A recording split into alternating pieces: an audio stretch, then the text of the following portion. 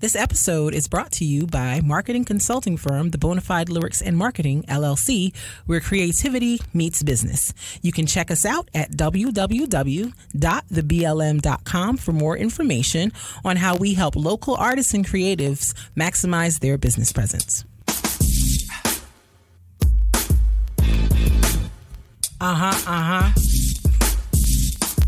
Yeah, boy. Yeah. It's the All Love, No Fear podcast. Hey. It's the All Love, No Fear podcast. Hey. Check us out. It's the All Love, Oh, No Fear podcast. All Love, Oh, No Fear podcast. Hey. What up? I would like to apologize for Mark's exuberance. If you weren't expecting that, like, extra 504 and ad lib piece, like it was. You weren't ready for the. Okay, all right. That is enough. It's actually. much. Yes, it's too much for me personally. But thank you nonetheless. So yes, hello everyone. Welcome to season 4, episode 21 of the All Love No Fear podcast with me, KB, and this is Mark, the Metapoetic Bennett, with a new haircut. Can you bring it up? Like, can we just let the people get into it? Taking the haircut. Let the people get into it. Let them see the full thing. Then let's move on. Turn your head. It's giving fade on the sides. It's giving it fade. Yes. Right. Yes, it's giving. After this, we don't talk about it again. No, we're going to talk about it. We move because, on. No. We're going to talk about it because we're not. No, we're not. Here's the thing. Mark and I have been together for a total of 11, almost 12 years. And Mark has had 2 hairstyles the entire time that I have known him. Mark has had locks and Mark has had a dark Caesar. Epi, that's it. That's all I know. This is the first new hairstyle in 4 years. This is very exciting for me. I did not know that Mark's hair could do this. I did not know it could do the texture squiggles. I did not know. I have never seen it. So this is new for me. It's like I got a new husband. So this is very, very exciting. I'm like, is this how Mark feels when I change my hair all the time? Because I have absolutely had about 100 hairstyles in these last 12 years. So I'm like, oh, this is exciting. Is this how it feels to be on the receiving end of new hair? Who knew? I didn't know. Now I know. I feel like you keep looking at like the whole week. You can look like hair. What is like? It's just like, hey. Can you move on? I'm like, hey, new boo. Hey, new bae. Let's just move to. I like it. I've got ideas for you. I've got plans for you now. You have plans? Yes, I have plans. Do you not have plans? No, I have plans. No, that's not how my hair works. Mark, listen. You are here to be aesthetically appealing to me. So what I'm trying to do. I'm not here for that. Yes, you are. I do that it. That is. I'm not here for that. That is one of your purposes. You have several, but that's one of them. Not my purpose. Mark, I have other purposes. Okay, the one that's important to me at this moment is being aesthetically appealing. Okay, to me. Therefore, I have plans. I'm glad you have plans. Yes, I have plans. I have plans to do things. To, just jazz. Maybe let's get some designs. No. Yes. Still no. Yes. You keep saying yes. Mark, I but don't. The answer is why no. are you being so uncooperative? Is what I'm really trying to get to the bottom control of. My own why, hair. Mark? Stop it. I'm in control of my own hair. Know how many men would kill to have their wives be interested in their physical appearance. And here I am, having interest, trying to have input, and you just. Awesome. I'm not changing my hair around that much. Whatever. Mark is uncomfortable with me giving him compliments and being a positive affirmer of his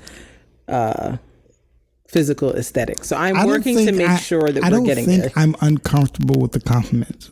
I think I don't know what to say. You don't have to say anything. Just receive it. Yes, but I feel like I have to. I don't know the correct response to it. So I think my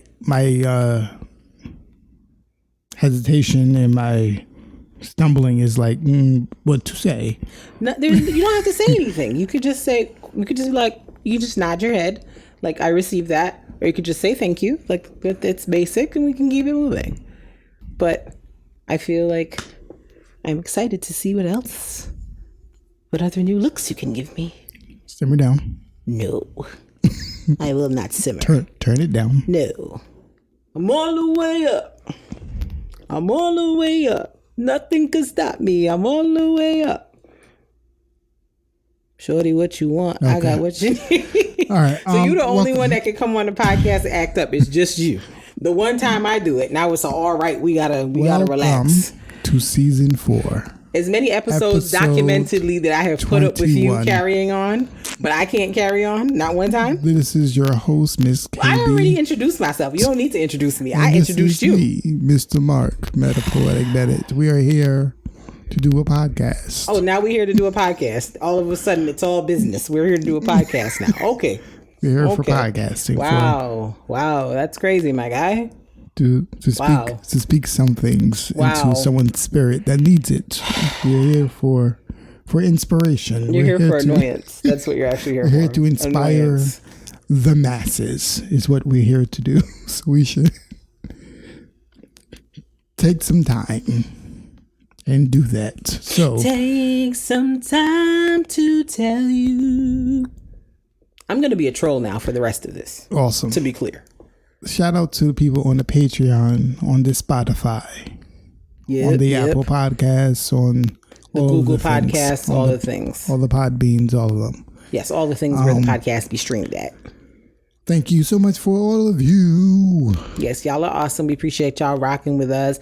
Happy September. Word. It's Virgo season. All right, y'all. All right. Yeah. We're recording this on Labor Day, so hope y'all enjoyed. Happy first day of school. Yes, happy for the kids. Well, or people in college. Or happy all that. Yeah. Happy New Year things. Yeah. So yeah. Let's get into our love it or lose it. Hey, love it or lose it. Hey, love it. Or lose it, hey, love it. Or lose it, hey, hey, hey, hey, hey, hey, hey, hey, hey, hey, hey, hey. Shibit. Okay, so this week's Love It or Lose It, I decided. So this past week, I watched some rom-coms on the Netflix. If you're looking for something to watch, you haven't watched it yet.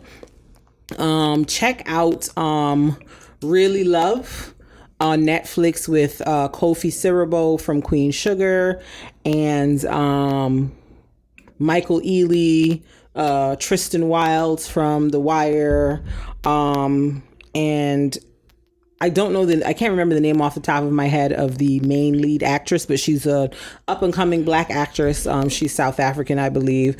But the movie's interesting. It's very well shot. I enjoy when movies with Black people of varying hues have good lighting, because my God, you would think it would be easier, but somehow the lighting be trash in a lot of movies for Black people. And I appreciate how everybody was well lit in this movie. It's a slow movie. It's like I feel like I spent the first 45 minutes watching, like, so is it gonna pick up from here, or this is it? So it's a slow movie, but it's interesting nonetheless. And I was like, yeah, people were saying that it reminded them of Love Jones, and I guess I can kind of see where people are coming from with that. So check that out. Support Black people. And then the other movie that I actually was very entertained by was Resort to Love. It's a movie. It's produced by Alicia Keys, and she very gratuitously uses her songs in the movie. But whatever, girl. You the producer. Do what you want. But it stars Christina Milian, Jay Farrow, and Cinque Walls from he used to play Sean, I think, on Power in the first couple of seasons. So really, really cute, really entertaining movie. I thought it was going to be very corny, but it actually was, I enjoyed myself. So if you're looking for something to watch with beautiful black people, check out those two things. They're both on Netflix. So all of that is what led me to this week's Love It or Lose It. I was like, reminiscing on 2000s black rom-coms. And so this week's Love It or Lose It is going to be making some hard decisions on some classic black 2000s rom-coms. So the 4 choices are Two Can Play That Game, starring Morris Chestnut and Vivica A. Fox. Deliver Us from Eva, starring LL Cool J and Gabrielle Union. Brown Sugar, starring Sanaa Lathan and Taye Diggs and a bunch of other great black people. And Love and Basketball with Sanaa Lathan again and Omar Epps. So those are our Love It or Lose It options. Two Can Play That Game, Deliver Us from Eva, Brown Sugar, Love and Basketball. What's your lose it, sir? Love and Basketball. Love and Basketball. Like I out of those, I think that's the least creative story to me. Okay. He says, "Oh my gosh, the woman can play basketball." Like that is the premise. That's the whole storyline. Oh my gosh, she can play better than the guys. Never. Like that is the premise. So you don't like it? I just feel as if like I sometimes don't like sorry. Some of the back in the day movies where the premise was based off of the society. It's a response to society being trash. Mm-hmm. So, like, because society has a problem respecting women basketball players, that movie became a big thing because it was like, oh my gosh, that never happens. It's crazy. So, like, when things change, it looks like, all right. You know what I'm saying? Yeah. So, it's like it's playing into a societal insecurity. Mm-hmm. So stuff like that sometimes bothers me. Gotcha. Two Can Play That Game, I guess, does that too, but in a different way. But I feel like Love and Basketball is like it's a little more annoying. Word to Big Bird. My lose it is also Love and Basketball, and I know that black people go up for Love and Basketball. That's a lot of people's favorite movie. They watch it over and over again. They live for it. I can't stand it. Like, and the older I get, the more I can't stand it. Like, I remember watching it like around when it came out, and I remember being like, oh, okay, cool. And like the older I get, every time I try to watch it, I'm like, it gets worse and worse. That Omar Epps is a piece of trash. What I will say is, like, not Omar Epps the person, but his character in the movie. What I will say is a lot of the movies back then are really bad. That's why I like when they remake a movie or do a movie and they'll be like, it's not the same as the original. It's because we had lower standards. Yeah, we had worse taste. Acting abilities, stuff like that. Yeah. I'm not saying it's just it accommodated a time. It accommodated so it's like it wasn't like back then wasn't like great theater. Yeah. Like we have to like we just appreciate we knew it was gimmick and we appreciated what it was. Right. It's like when they did the Coming to America. It was gimmicks and it was cheesy. Right. And we just appreciate it for what it was. Yeah. Like it was a parody of itself. Same thing with Space Jam. It's a parody of itself. It was always gimmicky and that's what it was. Still haven't seen that Space Jam, by the way. So Space Jam 2 was cheesy and gimmicky, and like we try to act like the first one was perfect theater. It's not true. Michael Jordan also could not act. Yeah. Like it's a lot of the same things. What else was there?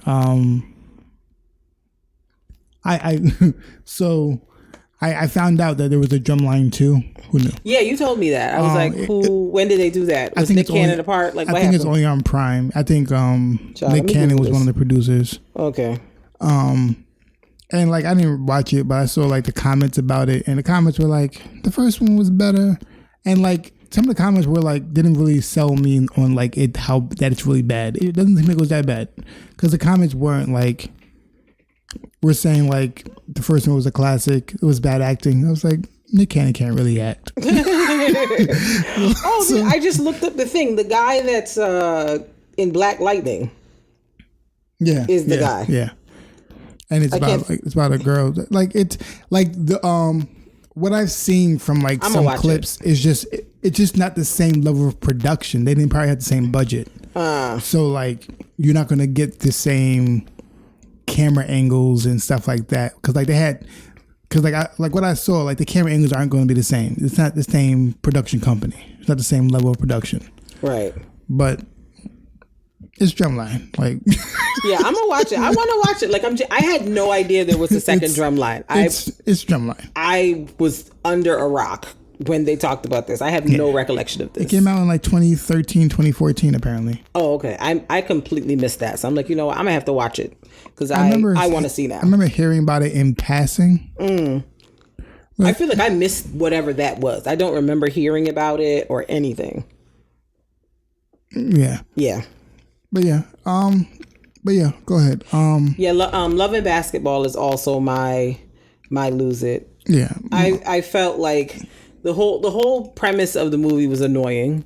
The fact that, you know, Sanaa Lathan, aka Kyla Pratt, baby Kyla Pratt, she still looks the same, so cute. Baby Kyla Pratt wanted to play basketball, and Alfre Woodard, a great actress, her mom was just like, nah, you a little ruffian. You need to be more girly, blah, blah, blah, blah, blah. Like, I was like, that was already annoying. Then Dennis Haysbert being Lil Omar Epps' father and just being all misogynistic and weird. But, like, I also am like, but this was also a sign of the times. Like, people were very trash with their thought processes and their views back then. But it's just, like, the fact that, I don't know, I just feel like Omar Epps' character just basically played Monica for mad long and kind of made it seem like she wasn't that big of a deal. And then finally, when his basketball career was kind of waning, that's when he was like, oh, I think I want to be with you. Kick rocks, sir. Get out that lady face. You would get. I hate that. That gets on my nerves. So I think that's what my problem is with the movie. Yeah. I get why people like it for sure. And, you know, if you like we've talked about this before, like there's certain music, movies, whatever that's linked to our upbringing, and we're always going to have like positive views about it. And if you're a fan of like toxic relationships. Yeah, I mean, people be in whole toxic relationships and don't even realize, so they're fans. So yeah, I mean, if that's what you into, then that's what's up. I mean, but you know, those are choices. So if you like it, that's cool. I'm not judging you for liking it. I'm just saying that if I had to make a choice out of the 4 to do a rewatch on, wouldn't be that one. Yeah. What's your love it? Brown Sugar.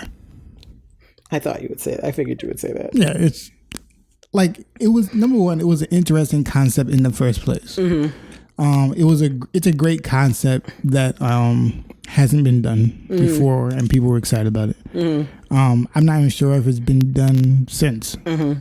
Like the concept of it, like they've tried to, like they still like probably do hip hop in the background, but it's just an interesting concept that has not been done. Mm-hmm.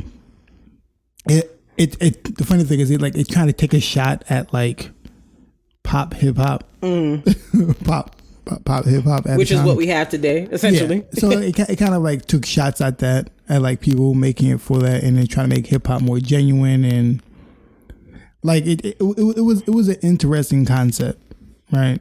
It was just something that was interesting. It's funny that a lot of people didn't know who Mos Def was before that movie, and really? they thought that he was just an actor who was rapping. It was like, no, that dude's a real rapper. Like he's actually really talented. I don't know. Yes. But a lot of people didn't know that he was a rapper before that movie. Yeah. And they thought that he became a rapper from that movie. Mm-hmm. It's like, no. He was about this life. Yeah. This whole time. Like a movie about Mos Def. And his acting in that movie is actually some of the best. Well, Mos Def is a good actor. Like, which is why a lot of people knew him as an actor first. Okay, gotcha. That's what I was saying. I was like, a lot of people knew Mos Def as an actor before he was a rapper. Because he gave what he was supposed to give, in my opinion. Yeah. So it was It was good. It was an interesting concept of like of course it had this cheesy moments. Yeah, for sure. Like, I just want to let's make real music. Yeah, like, it was a little cheesy. Very much. The rapping Dalmatians were great. I still the greatest. Yes. Like, that will never not be funny to me. Like, I can watch that scene over and over and over I'm again. Black and I'm wearing white and he's white and he's wearing black. I'm like, are y'all serious? Like, that will never get old to me. I will always think that's funny. Always. I still watch it and get a key, even though I know it's coming. It's still hilarious. Every time. God Pan. Wait, on the bandstand. Move God Pan from the best Chinese restaurant in the land. It's like, let's not do this, please. Please. We insist. Okay. All right. I think I'm going to choose for myself Two Can Play That Game. Okay. And I think it's because it's tied to like a memory. Like, I remember they were doing like a movie thing at my school after school. And like, I didn't know what movie they were doing, but it was like on Friday afternoons, they used to show movies like at my school when I was living in Barbados after school. And that was one they showed that day. And like, I think that was the first movie that I can recall seeing where all the people were Black. I think that was the first movie I had ever seen where like the whole cast was essentially Black people. And I was like, oh my gosh. Like, I remember thinking how beautiful Vivica Fox was. Like, she was gorgeous. Like, I'm so mad that she messed with her face, because in that movie, she is like Black girl perfection. I remember thinking how pretty Gabrielle Union was. I was like, my God, she is just tall and chocolate and pretty. It's also where I decided that Morris Chestnut was it in terms of handsome Black men. Boris Kodjoe came on. I was like, all right. I mean, you know, But it's where my obsession with the dark skinned man began. Morris Chestnut, right there. It was interesting, like watching, because us brown skinned people, we don't be in the conversation. So, but it was interesting watching the back and forth between dark skinned guys versus light skinned guys. It was like, you were just in the middle minding your business, like the brown skinned people in the middle always be looking like, that's crazy. What y'all be doing? Like, that's a lot. That back and forth that y'all be doing. It's crazy. That's a lot. Because I remember there was like a time where it was like, this person, this. It kept going back and forth. Yeah, it was a very intense back and forth for many years.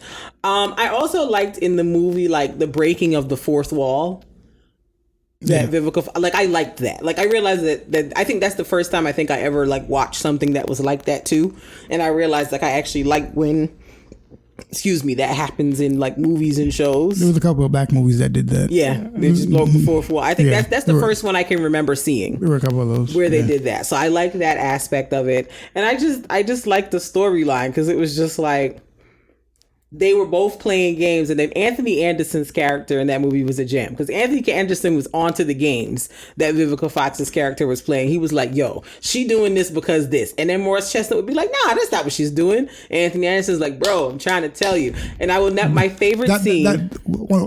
Before you couldn't, this is why Anthony Anderson will always be a GOAT, because he went from that and always being a joke character to Blackish, and it changed his whole persona of like what people think of him, because he was always like a joke. Yes. Because he was in all about the Benjamins. Yeah, he was always like a joke best friend. He was always that guy. And then he came to this, and it was like, it just changed his whole. Big respect to Anthony Anderson. Yeah, but go ahead.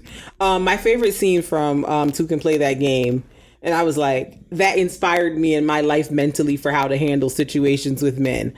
When Vivica Fox had gone out to the club with her friends, and Morris Chestnut came in with another woman, and they was looking hugged up. When Morris Chestnut saw her, he was shooketh.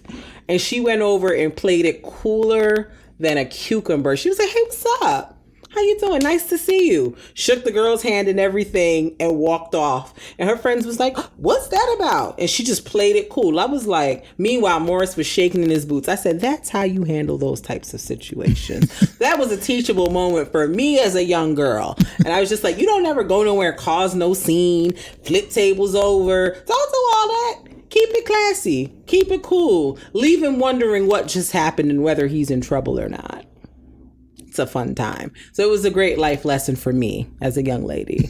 And I've kept that energy ever since. I shouldn't say I've never, but I have not often been in situations where I've had to do something like that. But I'm like, I wouldn't, because of that scene, I would never cause a scene somewhere. If I saw something like that, I would absolutely play it cool and be like, hey, what's up? I might slide an evil eye, but beyond that, no scene causing. I think that scene is also what reminded everybody, like when someone breaks up with you and someone hurts you, from that point on, they should always see you fly at all times. At all times. They should never see you hurt. Right. You should always be like, I'm going to be fly every time you see me. I'm doing well. I'm living lavishly. Even though you're at home like this. We get to see you. I'm cool. Yeah. I'm fly. And then it had such talented, like, additional, like, actresses. Like, there was what's her name? Tamala Jones. They had Wendy Raquel Robinson, Monique, Bobby Brown was in there. Like, it was just a really talented ensemble cast of Black people who, like, brought a lot of comedic relief, good acting. Like, it was just a great movie overall. Like, I would sit down and watch that movie over and over and over again because it's awesome. Word. Yes. So, that is our Love It or Lose It. Hey, love it or lose it. Hey, love it or lose it. Hey, love it or lose it. Hey, hey,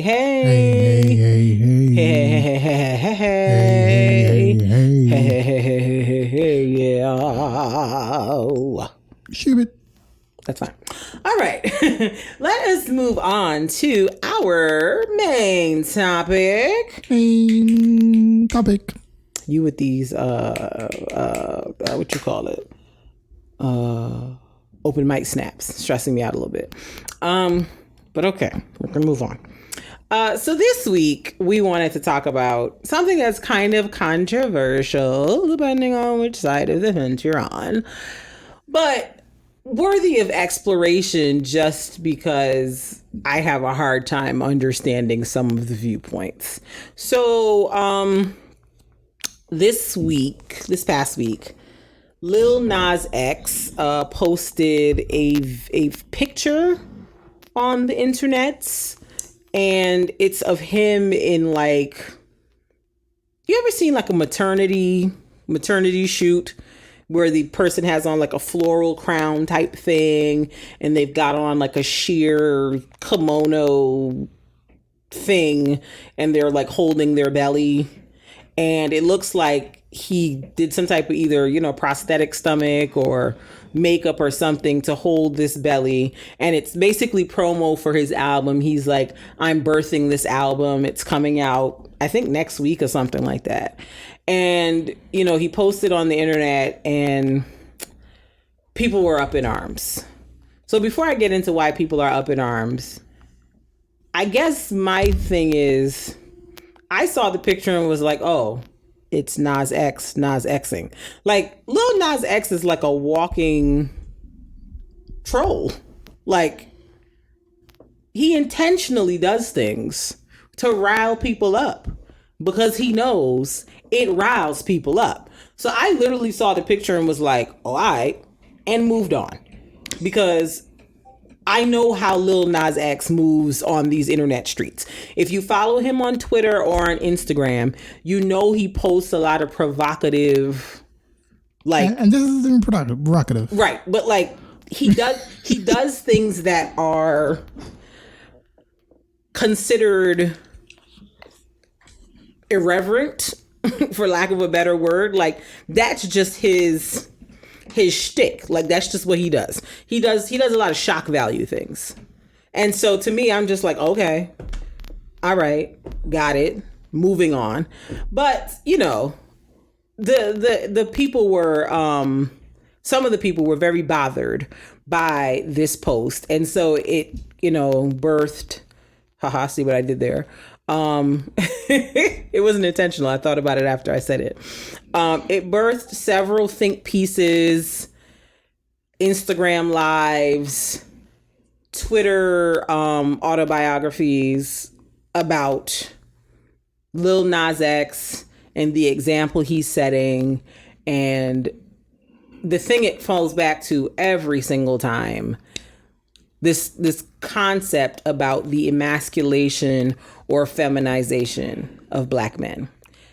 So I just want to talk about it here because I have some questions and I'm hoping that possibly I can get some answers. So let's before we get to that part, let's just address this stupid thing. Number one, people of all genders have said give birth to something. And so in a rap, in a poet. There's a whole gospel song, Pregnant Possibilities. Like, people of all genders have used the giving birth analogy. It is a gender neutral thing.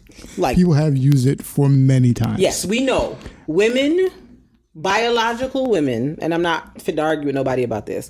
Biological women, cis women, whatever you want to call it, give birth to humans. They have the ability. They have the ability to give birth to humans. Well, some do. Yes. Yes. We can get into that.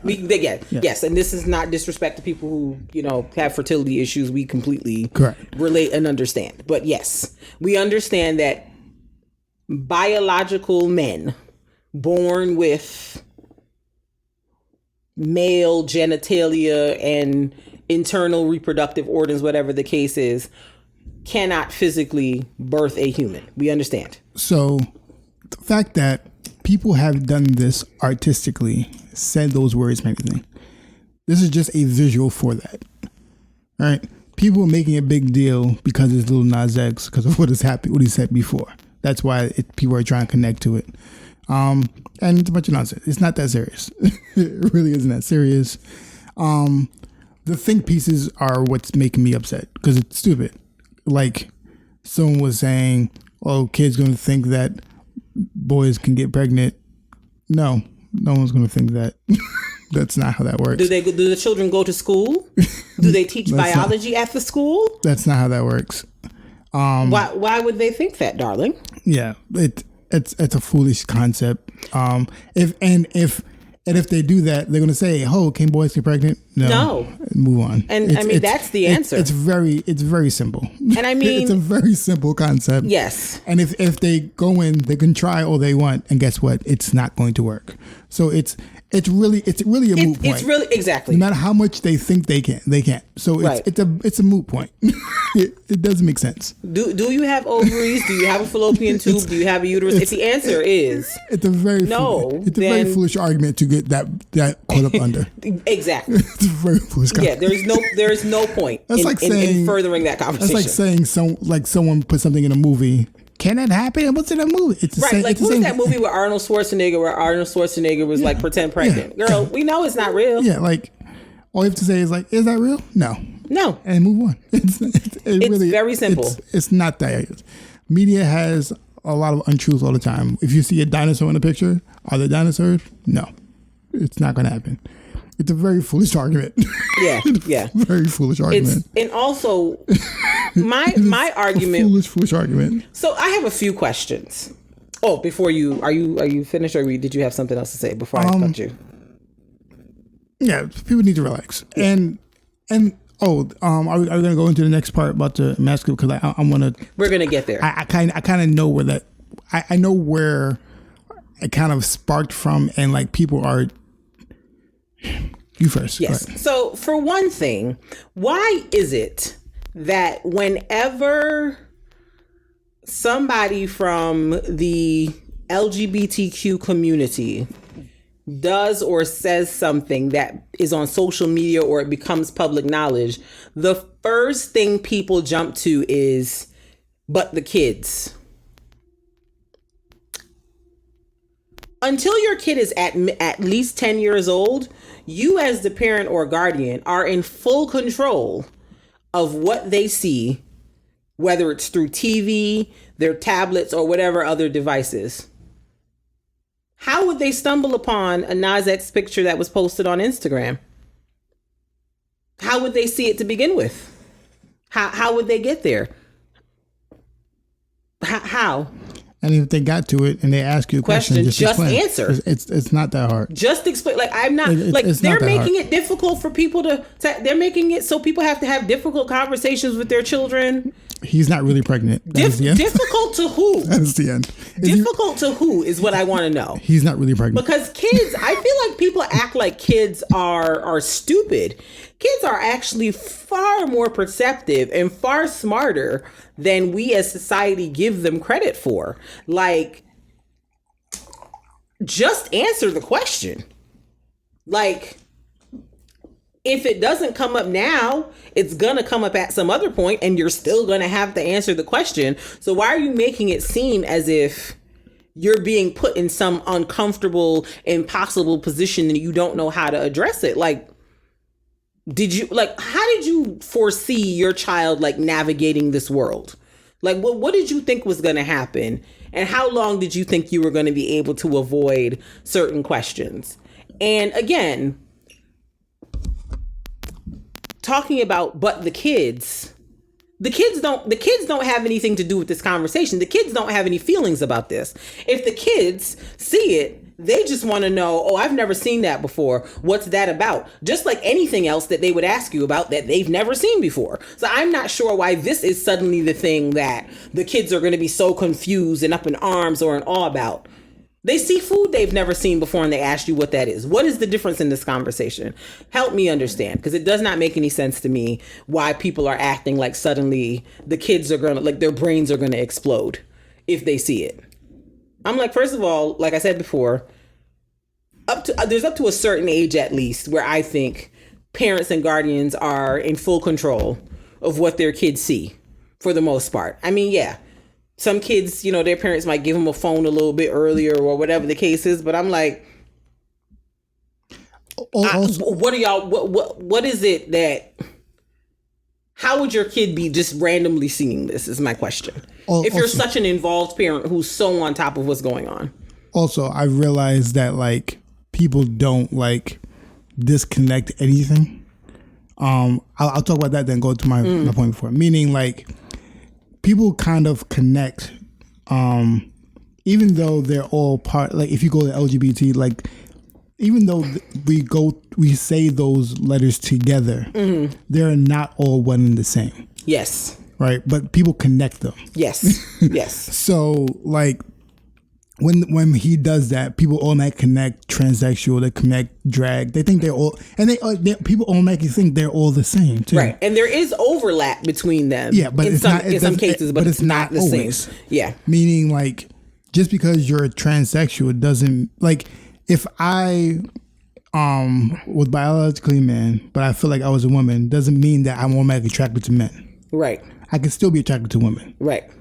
You know what I'm saying? Like those don't go hand in hand. Right.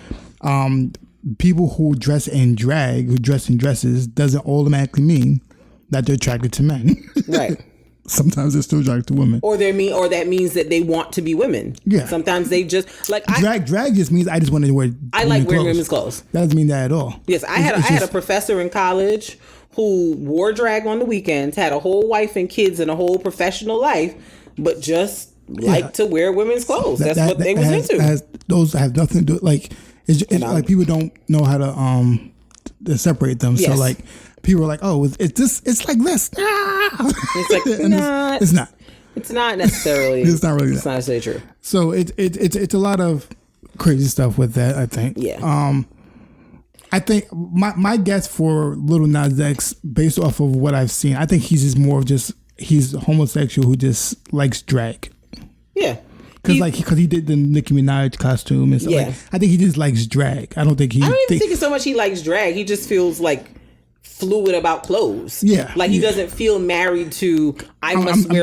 trying to simplify for people who might not understand. Yes, I understand. Who need to categorize them. Yes. Like he wouldn't say that. Right.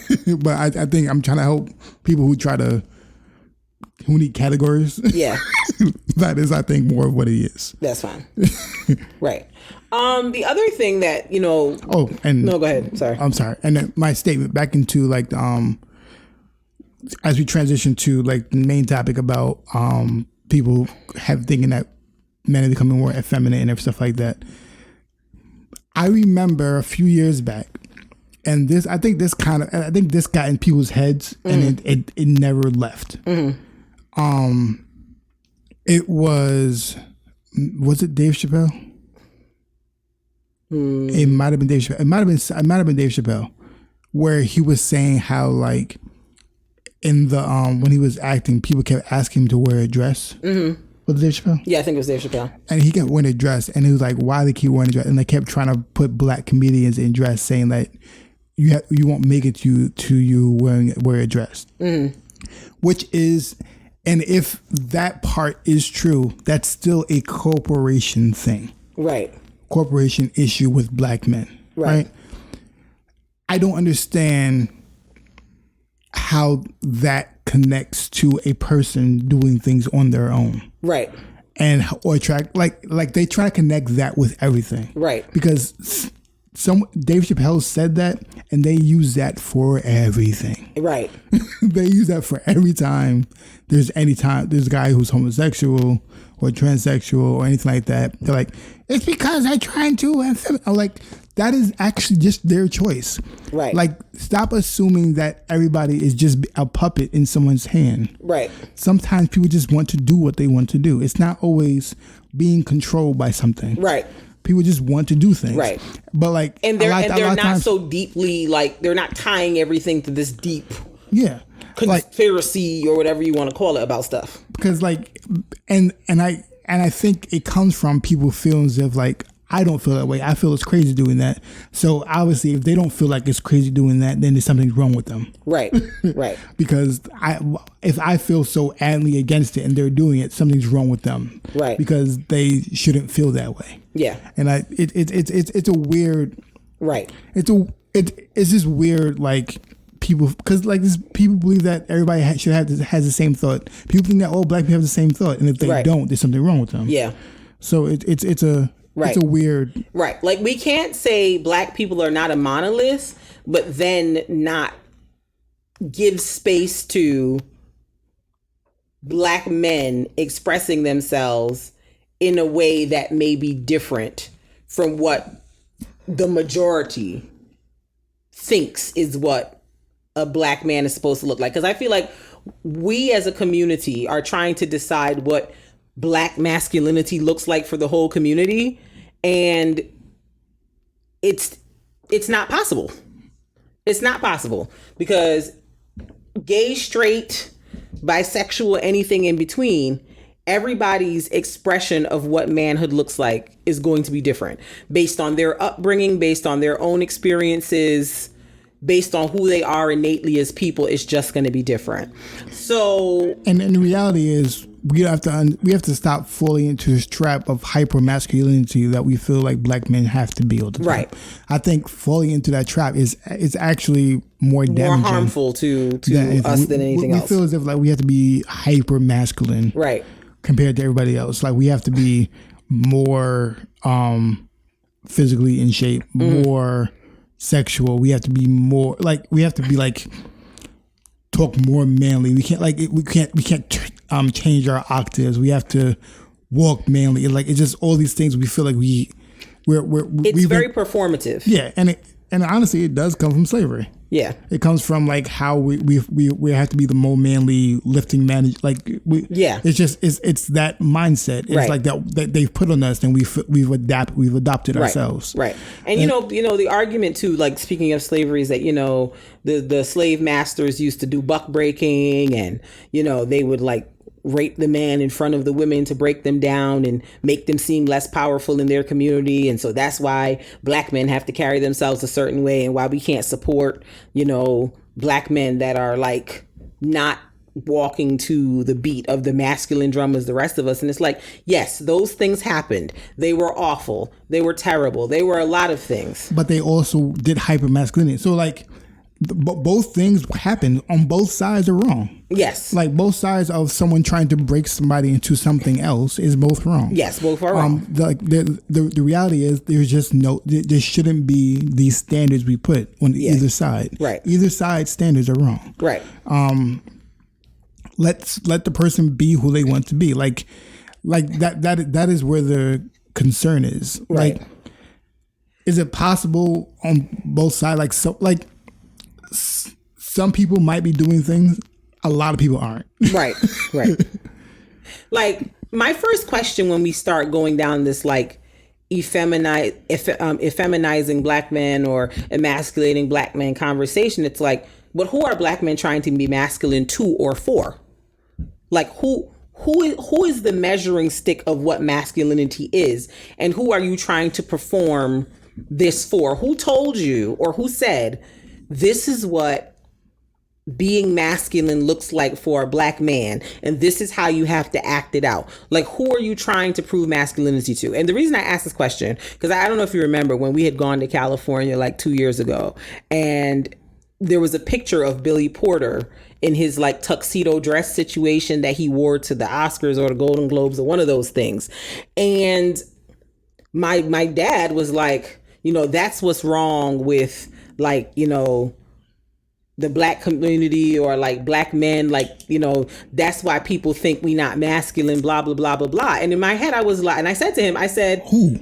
That exactly who doesn't think that? Who is they? Who thinks that black men aren't masculine? Who that's we're the extra part we're extra masculine all the time. All the time. So I'm like, who is the they that doesn't think that black men are masculine, and who is it that black men are performing this masculinity for? Like, I'm confused. Who are you proving it to? Because I said, my response when my dad said it, I was like, so you mean to tell me all the other black men that were on that red carpet that came in regular Tom Ford suits and Louboutin lace-up shoes, they don't represent masculinity, but this one guy in a tuxedo dress ruins it for everybody? How does that make any sense? 50 dudes. That is insane. Spike Lee was at this event. Denzel, John David Washington. Who are you performing for? Right, like, all of these men walked down that red carpet and the people saw Billy Porter in that one outfit and said black men aren't masculine? Huh? Who says that? What? Number one, who says that? It doesn't make any sense. And like, what? It's just insane. Like one person flips the whole of black masculinity on their head because they decide to wear something outside of what's considered the norm for manly dress. And that comes with the concept that everybody feels like all black people have to be the same and do the same thing. I want freedom. Freedom to me is everybody being able to do what they want, and not anything you're doing being charged to your race. Yeah. Like, let anybody do what they want. Stop charging, feeling like people have to do things for the like. Right. Real freedom, being able to do what you want. Right. Billy Porter is comfortable wearing whatever he's wearing. He's cool with it. He don't care what nobody got to say, and he is not a stalwart or representative or anything of black people. He's only a representative of Billy Porter. He's a representative of Billy Porter and maybe his mama. That's it. That is it. That is it. Nothing else. The other thing, and there's enough black men in media for like that exactly. That was my next point. There's enough. I'm like, we've seen the hyper masculine rappers. We've seen the Jay-Z's. We've seen the Nas's. We've seen the Rick Rosses. We've seen the Babies. We've seen, you know, all of these. There's enough. There's enough. So why is it that black people act as if one black guy or a few black guys do something a little different, and all of a sudden that is flipping the table on what black masculinity looks like? If it's that easy to be flipped by one person going quote unquote off script, how solid is it to begin with? If one person or a few people out of the majority are doing something just a little different from what everybody else is doing, if that's what it takes to flip the concept of black masculinity on its head, for you, it's not that secure with you to begin with. Yeah, I'm like, what someone else does doesn't change how you look at me. Right. And if it does, that is the issue problem. That is the issue with the person looking at me. That has nothing to do with me. Nothing to do with me. So I'm just, I have a hard time getting understanding about what these people are talking about when they're talking about there's an agenda to feminize black men, there's a this, there's a that. I don't know if I agree with any of that, because as you said, black men are some of the most hyper masculine performing men of all time ever. Like, there's black men who have been with women for years and women have never seen those men cry. Like because they feel like crying isn't masculine. They've never seen those men show any type of emotion. They're always stoic because they feel like that's what being masculine is. Other races of men cry all the time. Like, they show emotion. Black men are either stoic or angry. That seems to be the two emotions that black men are allowed to have. That's it. 90% of black stereotypes are animalistic. Yes. And that is why I'm upset. Like, we're trying to break that. Right.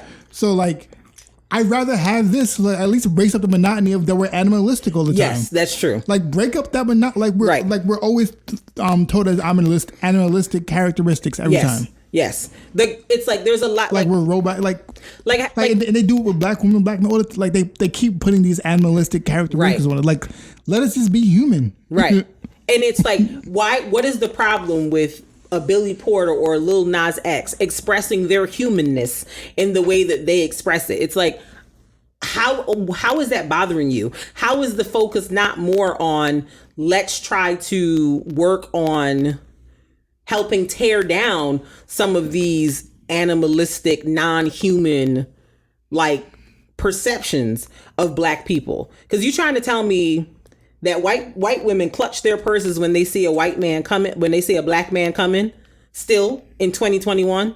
But Lil Nas X is effeminizing black men. Really? If black men were that effeminized by Lil Nas X or Billy Porter or Jamie Foxx wearing a dress on In Living Color, white women would have been stopped grabbing their purses. They would have stopped shooting us because cops feel like unsafe around us. Yes. Because I'm like, how are black men effeminized if police are so afraid still to just come up on a black person that they're willing to shoot them? How is black men being feminized if a white woman in Central Park called the police on a black man telling her to leash her dog? Like, make it make sense. Make it make sense. Like, it does not logically make sense, this conversation. If effeminization is happening, it's not working. It's not working to the advantage of black men. I'll tell you that. It's not effective. It's not effective. So the conspiracy is not effective. It's not effective. If it's a strategy, they got to go back to the drawing board and come up with something more effective, because black men aren't more protected. As a result of it. No one is having more pity on them or being more understanding of their situations or what they've got going on. They're not getting shorter prison sentences. They're not getting shorter probation periods. They're not getting any preferential or better treatment as a result of this alleged effeminization. So what is the reason? There's zero data on this. I am not seeing this. I'm not seeing it. Please show me the numbers. Right. I'm not seeing it. It's not adding up for me. So I kind of feel like. And like, just because there are more shows or more people expressing it doesn't change anything. Because they're expressing and showing more because the world is becoming more open. It exists in real life. It just existed. And it always has. It always existed. Now it's just people are being more open. Doesn't change anything. Right. Because people are like, oh, it's influencing people. It's influencing kids.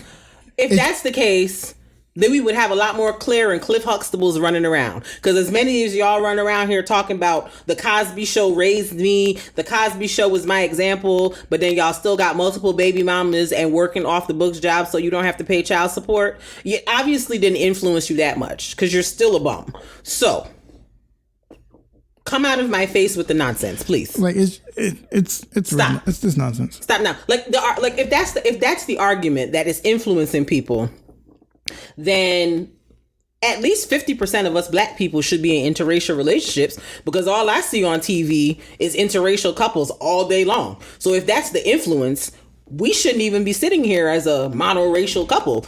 One of the people sitting here should be a white person or a Latino or somebody. So it's just like, y'all got to stop giving this media influence conversation so much life and so much energy. I'm not debating that the media absolutely does impact our thought processes and the ways we see things, because that's the way we get our information about how to understand and process things around us. But to just lay the argument of boys are going to be effeminate or going to possibly be gay or sexually fluid or whatever the case is, based on a Nas X or a Billy Porter or some other such person, the argument is faulty. Because if that's the case, we should all have been influenced to do better than what we're doing right now. We should all be going to HBCUs. We should all be Claire and Cliff Huxtables. We should all be Annalise Keatings. Like, we should all be all those things, but we ain't doing that. So obviously, the media influence only goes so far in determining that. The large portion of that comes from our own choices, our own decisions, our own personal experiences that lead us to becoming who we are. It's not, oh, we saw a commercial and now we're this or that. Like, no. The reality is there is no study that shows certain things have caused an increase in certain things. In homosexuality and feminism, like nothing. There's no studies that show that these things happen. Number one, right? There are instances of people putting so much pressure on someone to be extra hypermasculine that they go the opposite direction. They become the exact opposite of what you're looking for. It doesn't mean that they're not masculine, but the exact opposite of what I wanted my child to be. Mm-hmm. I'll say it that way, because like whatever that is, it's just that has happened a lot. Because, well, like I always get distressed when someone says, "Oh, you can't do that. That's what girls do." Mm-hmm. You can't do that. That's what boys do. Like that stuff hurts more, right, than anything else. Right.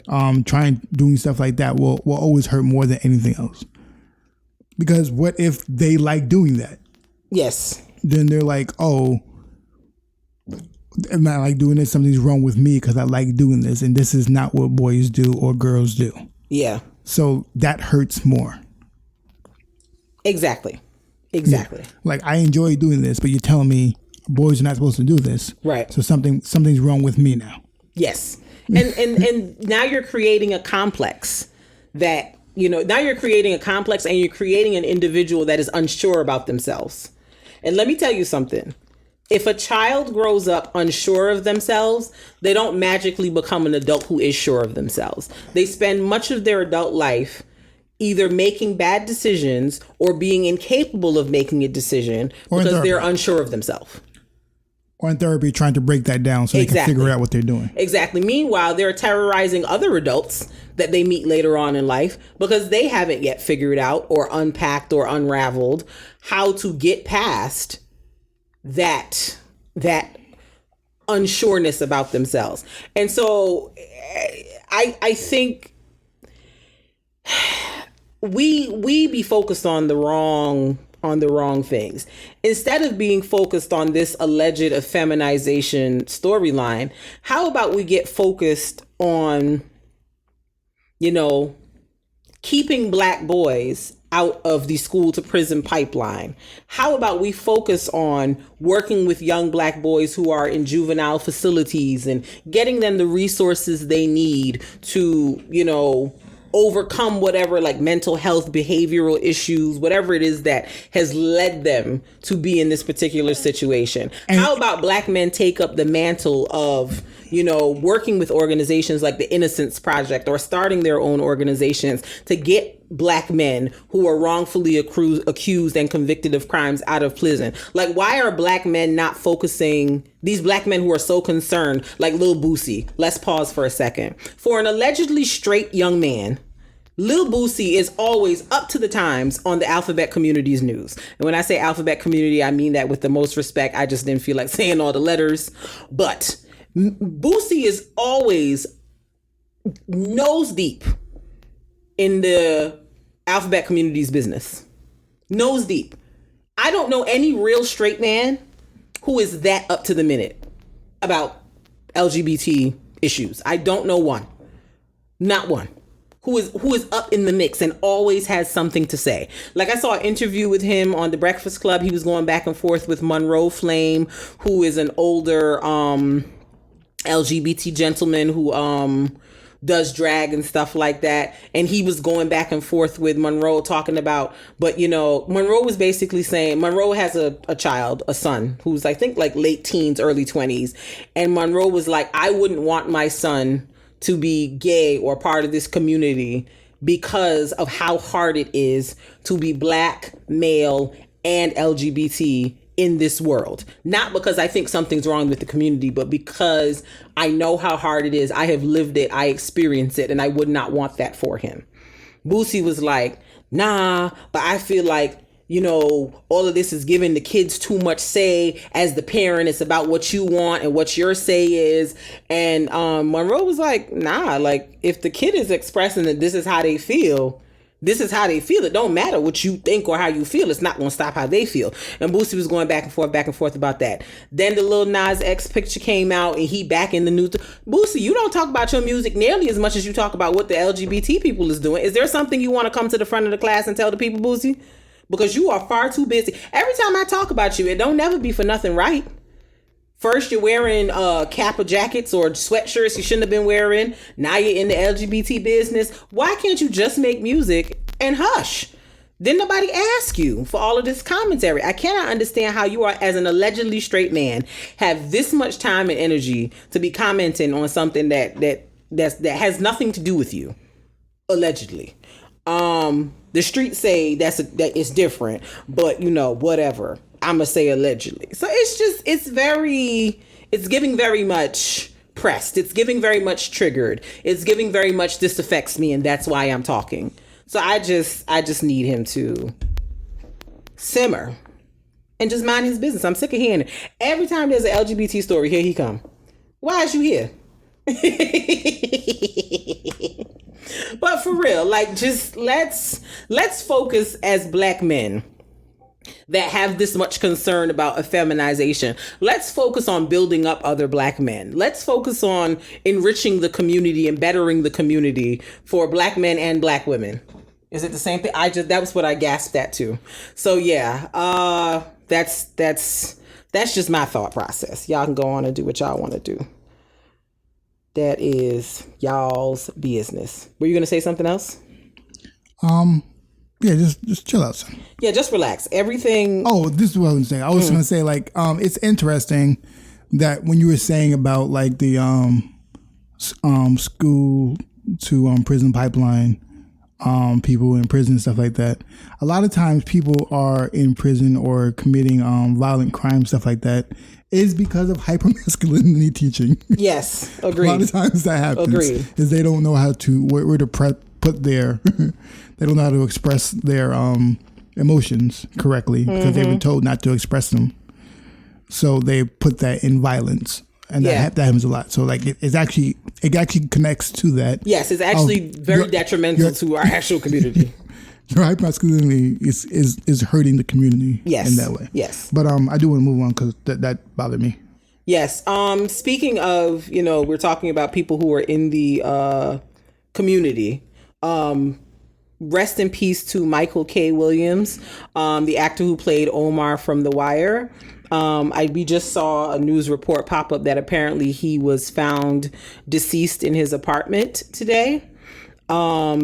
I literally, I don't know if people saw me, but I literally gasped when I opened it because I couldn't believe it, because I actually love him and he's an amazing actor. Like I mentioned The Wire, but I've seen him in a number of things and I've watched a number of his interviews, and he really is a very complex man.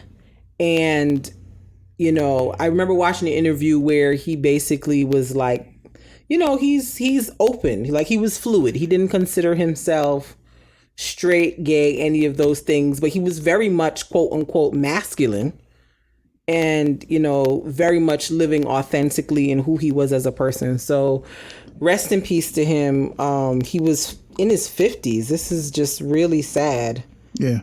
I was saying he was co-founder of something called We Build the Block. Mm-hmm. I'm reading the About page. It says, for decades, many New York neighborhoods have battled the same issues: gun violence, under-resourced schools, food apartheid, lack of employment opportunities, and more.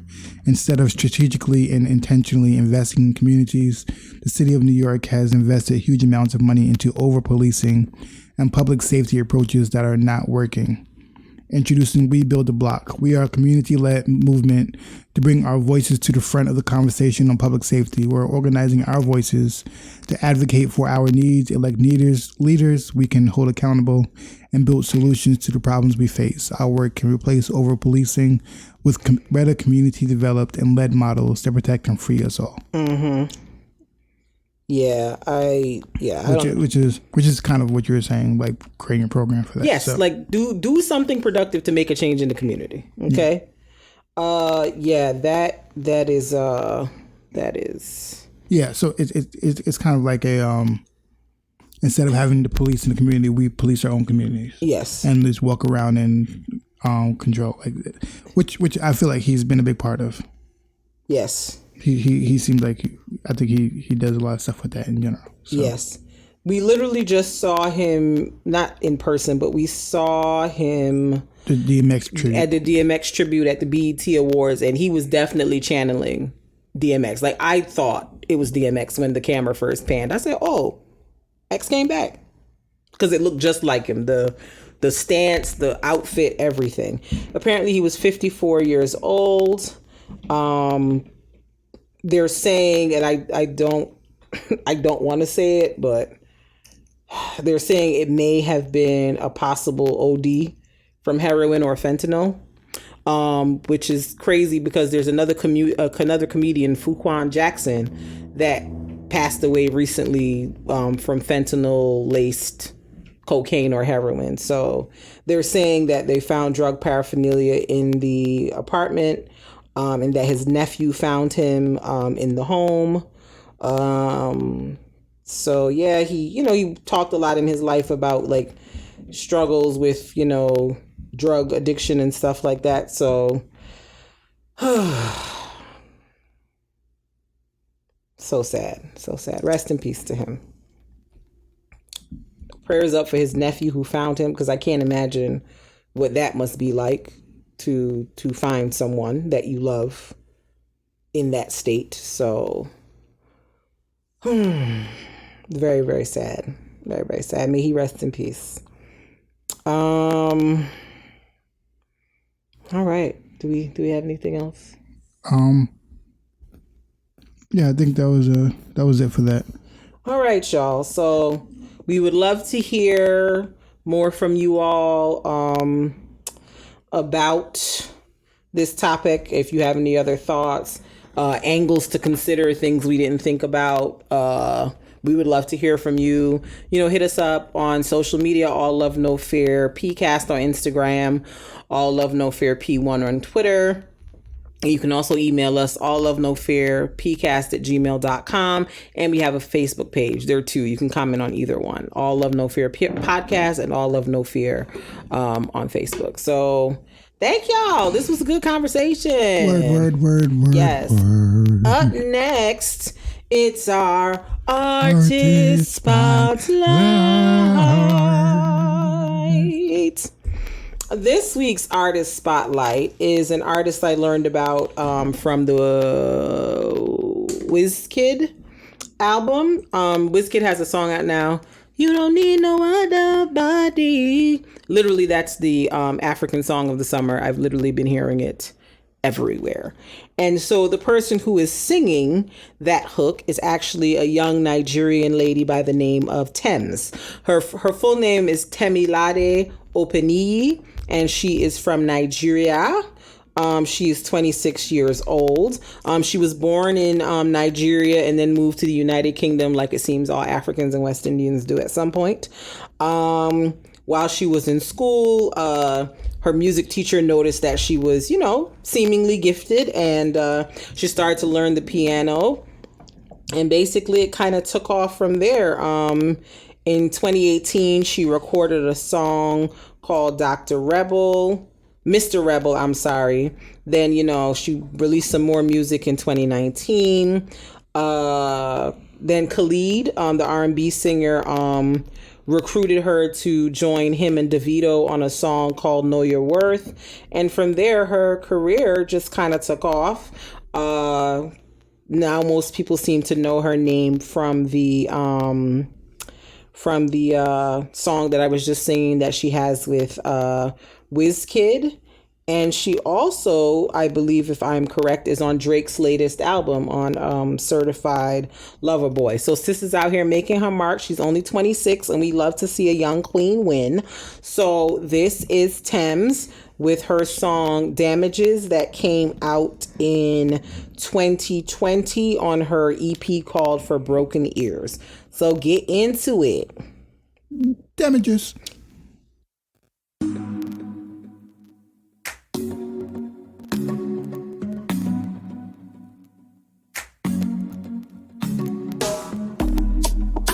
Yeah.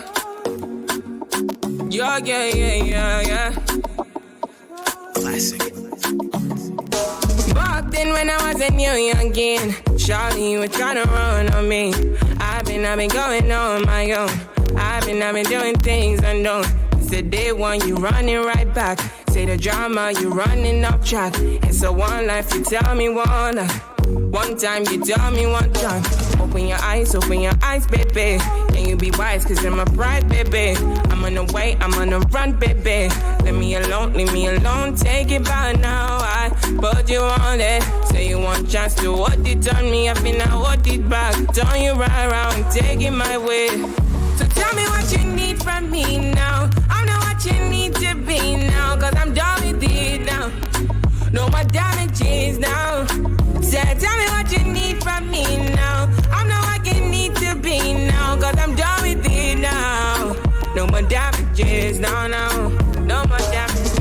Back then when I was a baby girl, I was yours and you were my world. Tell me what you wanna do for me now. Take you down and I will hold you to run my race, cause you run it right there. Run my race, cause you take it right there. I've been down, I've been running right there. I've been out, could you take it back there?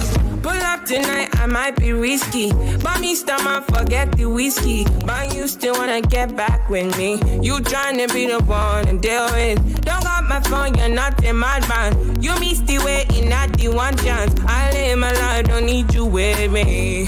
Yeah. So tell me what you need from me now. I know what you need to be now, cause I'm done with it now. No more damages now. So tell me what you need from me now. You know where I need to be now, cause I'm done with it now. No more damages, no. So tell me what you need from me now. I know what you need to be now, cause I'm done with it now.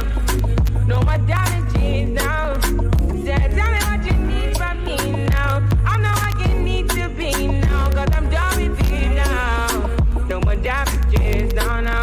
No more damages.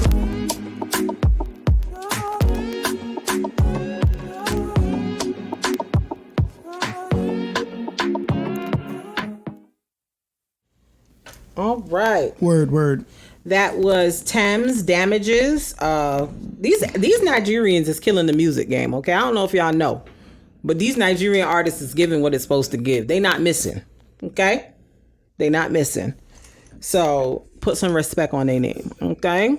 Got it. So let's move on to this week in Random. So first up, let's start with some positive news. Congratulations to Cardi B and Offset. There, as y'all know, Cardi B was very pregnant, and she had their child, a son, on Saturday the 4th. So congrats, because I don't think I knew what they were having, boy or girl. I just knew she was pregnant. So they haven't posted a name or anything like that at this point in time, but yeah, they had another baby. So congrats to them. We love to see it. We love to see families growing. It's beautiful. Yes, God. So congrats. In other news, which is positive, but, connected to a sad kind of story. If you remember from 2 years ago? Elijah McClain, the young man, he was an adult, but he had like some developmental delays. And the police essentially killed him for no real reason. He wasn't doing anything. He wasn't bothering anybody, but, you know, they killed him. And people were calling for the officers and the paramedics who, because I think they like tased him like a bunch of times, if I remember the story correctly, and that, you know, had caused brain damage. And no one was really held accountable for it. But this past week, the officers that were on the scene, as well as the paramedics who did not provide the treatment they were supposed to possibly save his life, they have all been arrested and will hopefully be prosecuted to the fullest extent of the law and will be held accountable for what they did, because that young man didn't have to die. So there's that. Moving on. Mexico, who the president over there? I need them to come get Texas. We as a country are finished. We would like to give Texas back. So in case you don't know why I'm saying this past week, Texas was allowed by the Supreme Court to go forward with passing a law that would basically make it illegal for a woman to get an abortion past the 6-week point. And a woman can be turned in, a woman and anyone who assists her in possibly getting an abortion. So somebody who drives an Uber to a place for her to get an abortion, someone who tries to give her some type of medicinal or other aid to have an abortion can be sued, and the person who turns them in can be rewarded with up to $10,000 for any information leading to the arrest and prosecution, or whatever the case of a woman who is past the 6-week point of pregnancy who's trying to have an abortion. Here's the thing that's confusing for me about it. COVID, real virus, people are dying from every day. We all know about it. Texans are arguing about whether masks are infringing upon their civil liberties and saying it's my body, my choice to put on a mask. But for a person to grow, provide nutrition, carry, birth, and take care of a human being, my body, my choice doesn't apply. It applies for a piece of fabric, but it doesn't apply for a human that you have to be responsible for. Make it make sense. Make it make sense. So y'all understand my body, my choice when it's something you don't want to do. But when it's something that you're not a part of, you're not involved in, will never be involved in the lives of other people, suddenly we don't know what choice means. So Mexico, whoever it is that runs it down there, if you could just come and take them, we would be forever grateful. Honestly, you could take that whole bottom area. Take all of them. All the places that was yours before, just take them. Because I don't have any time, because they stay in some foolishness. Arizona can go too. Y'all can take them too if y'all want, because they forever acting up. So I don't know what y'all want to do. Think about it, Mexico. But Texas is garbage for that, because truth be told, unless you are a person who is trying to conceive actively and taking pregnancy tests on a regular basis, you wouldn't know that you were pregnant until well past that 6-week mark. You wouldn't find out till maybe 8, 10, 12. I know people who found out at the 16-week mark that they were pregnant. So, because they didn't have any symptoms. They didn't notice, they didn't have any like changes in their body. Like they just were like, oh, I got a little hungrier, but like that was it. So to say 6 weeks is insane. And again, we don't know the reasons behind why people are having abortions. Like, no one should be forced to have a child that they don't want to have. Because for all of this pro-choice, life begins at conception conversation, you don't have, as a society, as a state, the social services and the fallback net for people to get assistance and help with taking care of these kids that y'all are forcing them to have. Y'all make people jump through 37,000 hoops just to get assistance that they need, but you don't want to give it to them because, oh, they're irresponsible. They should have waited till they had more financial stability. They should have this, they should have that. And it's like, Yeah, okay, cool. That's all well and good. But what now? The kid is here. Help them out. Don't force them to have a child that they're not ready for or don't want for any myriad of reasons which are legitimate. But then when they need the help, give them a hard time about it. Like, you got to pick one. It can't be both. If you're going to make people have kids because you feel like aborting a fetus is wrong, you need to have all of the resources and tools and things available to make sure that this life that you were so concerned about now has an opportunity to thrive and be its best. But if you're not going to do that, you need to stay out of people's uteruses and business. So I say all that to say either Mexico can come get Texas, or women who live in Texas should just get on out of there. I don't care how cheap the houses are. It's ghetto. You should leave. That's all I'm saying. I hope that this law will not stand for long, that, you know, somebody somewhere will have some sense and strike it down as unconstitutional, but I don't know. It's very ghetto. And I'm sure there are plenty of other states who are trying to follow suit because America. So, you know, it's very ghetto. Very ghetto. This is why the Netherlands or Norway or whoever it was called us a third world country. This is why. It's very ghetto. And they're right. And don't none of y'all come in the comments or anywhere arguing with me about I don't love the country. Go find something to do. Okay?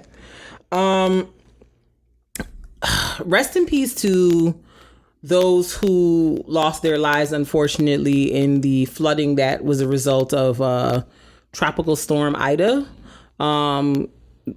If you don't know, the New York City metropolitan area was hit very hard by some very heavy rains. What was it? Wednesday? Mm-hmm. I think it was Wednesday. And some folks lost their lives. Unfortunately, they were like trapped in cars and couldn't get out. And the waters were very aggressive and very high. And I read a story about 2 faculty members from Iona College who were like driving back from teaching their class and trying to get home and got caught up in the waters. The car just flooded and, you know, they have passed away. There's a story about a family in Queens. I forget what part, but they lived in a basement apartment and they couldn't get out.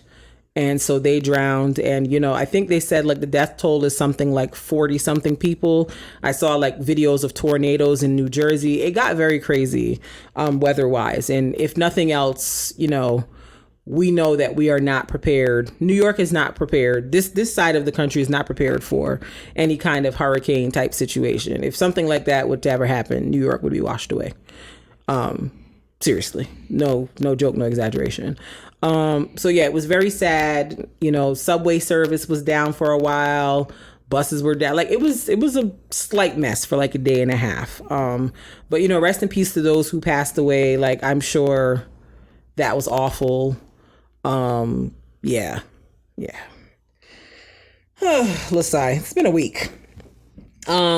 In more positive news, I think last week we talked about Jesse Jackson and his wife were both hospitalized for COVID.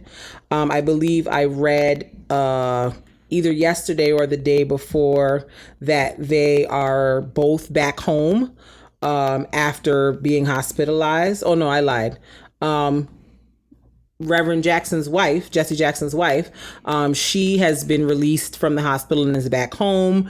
Jesse is still in a rehab facility. So, you know, it's great that they're, you know, seem to be recovering and things are moving along. But, you know, as we said last week, they are older. So, you know, I'm sure more precautions are being taken to make sure that the recovery goes as smoothly as it can. So, you know, it's positive news that they're out of the hospital. You know, just keep the prayers going that they will make a full recovery. While I was waiting for us to start, I saw this story about a soccer player, Jean-Pierre Adams. He was a soccer player from France back in the 70s. He got in the 80s, he had a knee injury and he went into the hospital to have an operation back in 1982. Something went wrong with the operation and he's been in a coma for 39 years. and he finally passed away this recently. I just want to be very clear publicly. Don't you keep me in no coma for 39 years. That's a long time. That is how are you even allowed to do that? Like, I read that story about how his wife took care of him for 39 years. And I was just like, people talking about, oh, she's such a loving wife.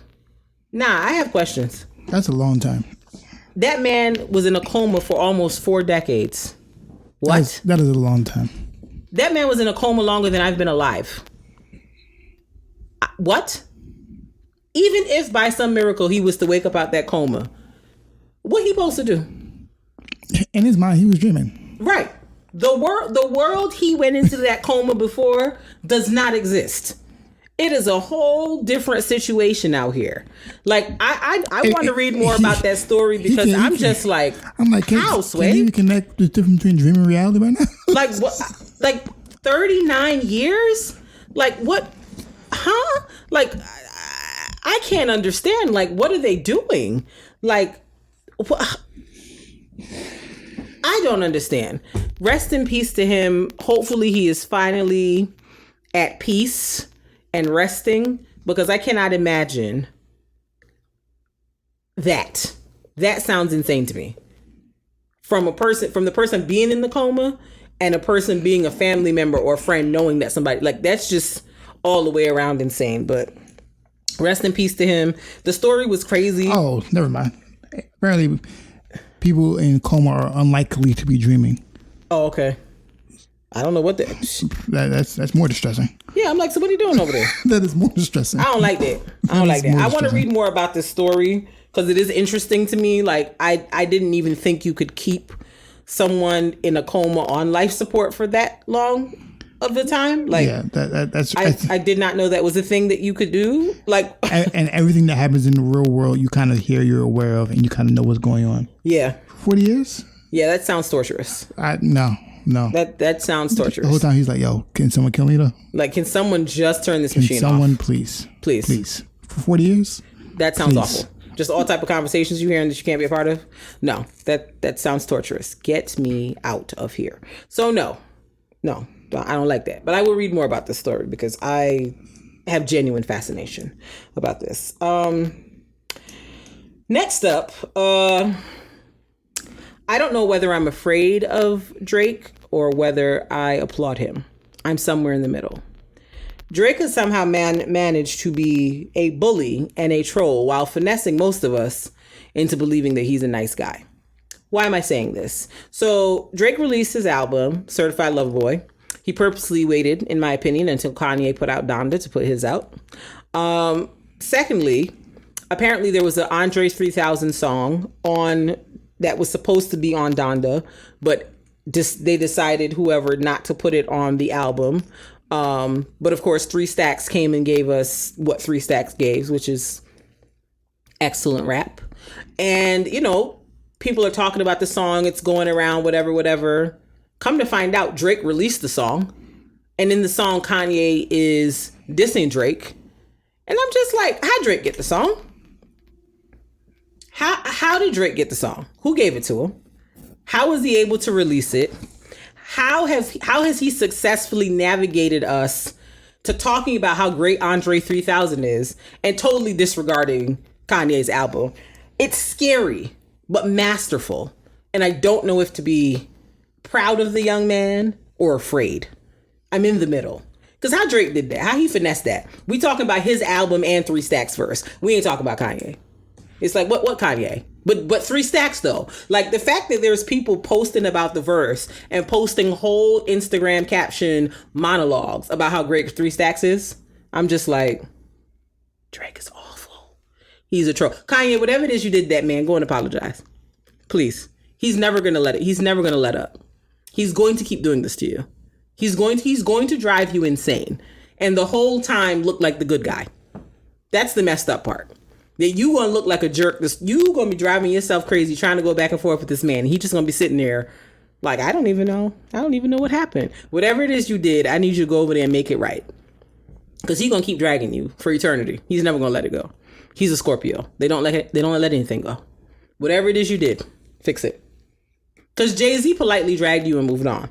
This dude's never gonna stop. So go fix it, because it makes me uncomfortable. Poor Andre 3000 in the middle, like, I just wanted to do a verse. He said he wanted to do something about his mom. My mom passed away. I wanted to say something about my mom. I don't know why. Poor Andre don't know why he in the middle of this. He like, I want to do a song with Drake.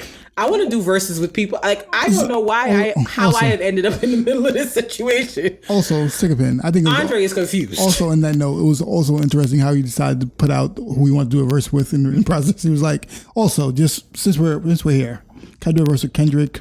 Jay-Z. Yes, J. Cole. J. Cole. Yeah, he put out very specific names. He was like, let's put it out there. Just since I'm out here doing verses. Since y'all reading what I'm writing. Yes, if y'all are picking up what I'm putting down. I just want to put out some. Right, like if y'all want to do a verse collabo, I'm ready.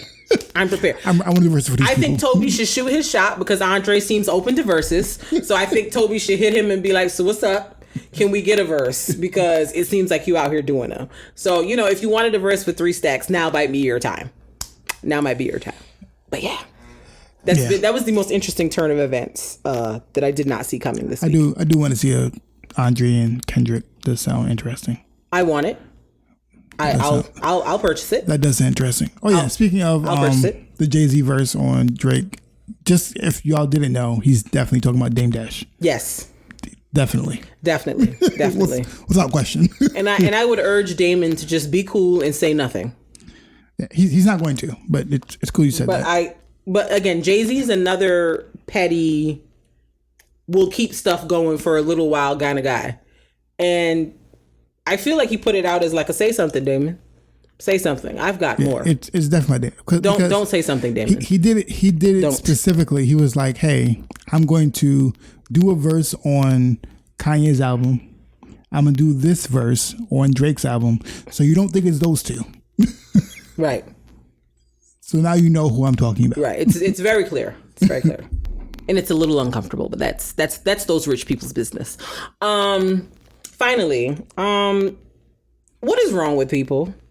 So as y'all who may follow tennis know, the US Open is currently happening. Naomi Osaka, she lost her match and dipped and kind of said, I think I'm taking a break because playing tennis gives me the anxieties. And I feel sis, it's a lot.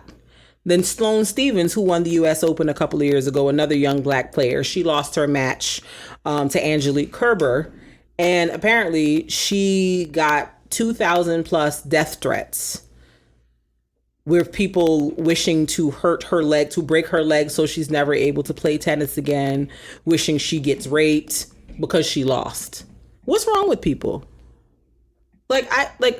People are insane. Like, the girl went and played a professional tennis match and lost. People lose every day. Why is her life being threatened? Why are people threatening to rape her or cut her legs off or crush her leg? Like, y'all gotta stop. This is why Naomi and a lot of these other players don't like talking to the press. They don't like engaging with the public because of stuff like this. And then I see comments like, oh, well, they knew what they were signing up for. They should have thicker skin. No, I come to play tennis, sis. That's what I come to do. I come to play tennis. I do not come to be threatened over me losing the match. You don't think I already feel messed up enough and I'm overthinking it because I lost the match? Now I got to read people trying to kill me too? Like, you don't think that's too much? You think that's what people sign up for? That's insane. People need Jesus. They need deliverance, because how is a person losing a tennis match affecting you this bad to where you're threatening their life? Like, how did we get here? How are we here? Somebody needs to explain it to me, because I do not understand. It's the Panasonic. It gotta be, because y'all just been in y'all house too long. No, people raced before and got time. Because what in it? The hell? People just races. I don't. Jesus, man, we ain't about to have nothing. The racist train is never late. No, it's never late. I'm just kind of like. You wanted to not be there? Find something to do with your time. No, it'll be there every time. I promise you, if people keep going with this, we not gonna have no professional athletes. Because these Gen Z children don't have time for any of it. They don't have time for y'all. They will absolutely go and do gardening or baking or something before they put up with this nonsense. Yeah, they don't have time for y'all. So shoot, we might be winded down on professional sports watching as a culture. Because if this how y'all gonna keep giving it up to these generations of these children, we ain't gonna have much because they not doing all of this with people. So I just need everybody to calm down, get some sense about yourself. Anyways, so new music. Some things came out this week. As we mentioned before, Certified Lover Boy by the homie Drake. I had to change the name because you said chocolate. I was like, it's definitely certified. Yes, Certified Lover Boy. I had to change the I wrote name. chocolate? Yeah. Okay, I must have been thinking about that. Certified Lover Boy by Drake. And he had these billboards out everywhere in different cities telling people like their artist from their city was on the album. The marketing is very creative. You'll love to see it. Speaking of marketing, we were talking about Kanye when we were in the car. And it's like, I don't think Kanye realizes who he is. He doesn't realize he's Kanye West. Like, pull a Beyonce, just put an album out and let the people have it. Like you don't have to do all these stunts and shows. Yeah. Like, I understand. Like, Drake put out a couple billboards and said, there's the promo. Go with Godchildren. Like, you have to understand, like, you got to do king stuff when you have, like, when you are a certain level, you don't do all these extra trying to get likes. You don't do all that stuff. Yeah. Like, he's doing too much. Did Jay-Z give us promo for 444, or did he just say, here's an album, kids? It was some billboards that said 444, and then that was it. Yeah. Shoot, Nas didn't even give us a promo for King's Disease. He just said here. I'm Nas. Listen. He said here. Like, that's what kings do. Yes. But Kanye is still acting like he hungry on College Dropout. You don't have to do that, sir. You're doing too much. It's giving stunts. Because it actually hurts your album. Yes, it hurts you. It makes you just be like, here's some music. Yes. And then the problem is you haven't given us a good album, arguably, depending on who you ask. Which is why you do that. Since 808s and Heartbreaks.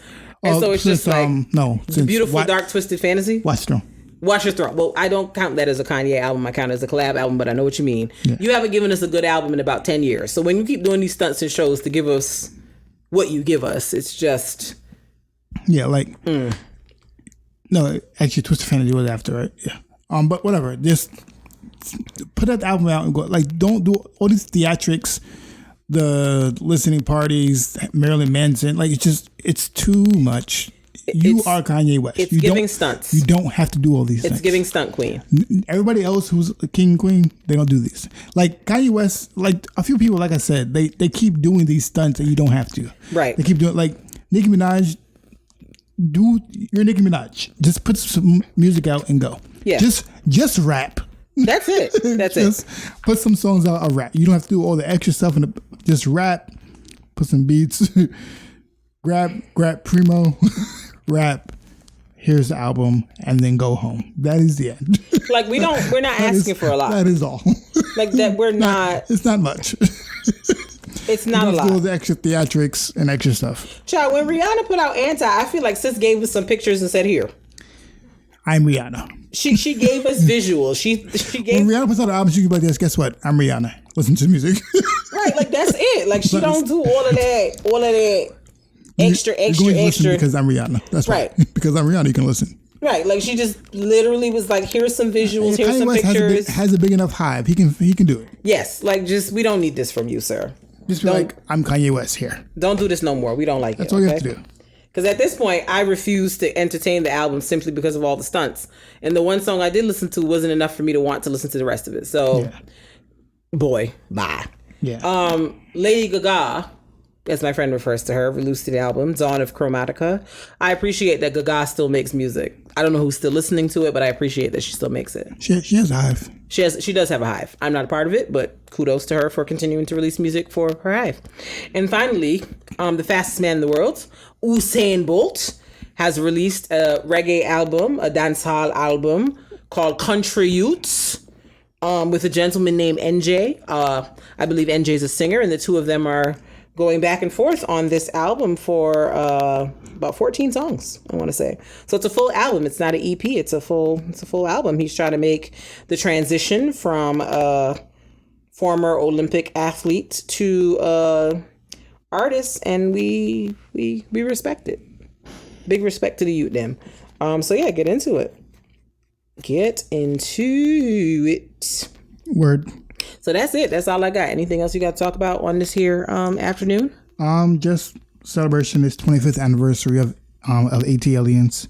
Oh, nice. For Outkast. So, that's why I saw a Big Boy posted yesterday. Yeah. Okay. 25th anniversary of AT Aliens. Listen to that again if you have not before, or just Even if you have, just listen to it because it's great. Get into it. A.T. Elliott. Greatest group to ever do it. Outkast. Ask about them. Yeah. Also, speaking of Outkast, we got to start putting respect on Big Boy as a rapper. People act like 3 Stacks is the only one that can rap, and let's be clear. Big Boy gives bars, okay? Y'all going to stop that. Big Boy got 2 albums that slap, that I play front to back. He has more than 2, but he does have 2. The 2 that I listen to all the time. The Vicious Lies and something or another. Let me tell you what they is right now. But they slap from front to back. There's no skips for me, okay? It gives what it's supposed to get. Vicious Lies and Dangerous Rumors. I also like Salutious Left Foot. That one gives what it's supposed to give. Mm-hmm. And let me see. Most recent one. The most recent one I think is Boomiverse. Yeah. Yes. So all the albums really give what they're supposed to give. So put some respect on Big Boy's name, okay? That's what I need y'all to do. He's phenomenal.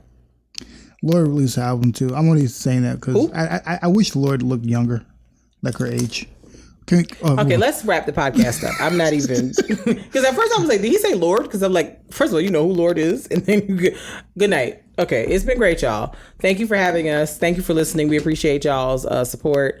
I don't think Lord deserved that unintentional stray, but you know, God bless, God bless, God bless. Like Fat Joe said, the COVID was in there. God bless, because.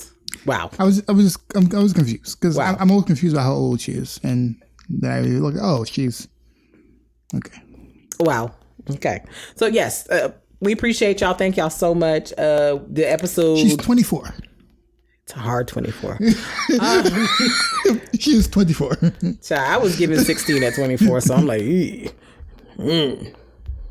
stressful. But you know what? That's that lady business. I'm not involved in that. Until next time, y'all, we bid you adieu. Shubit.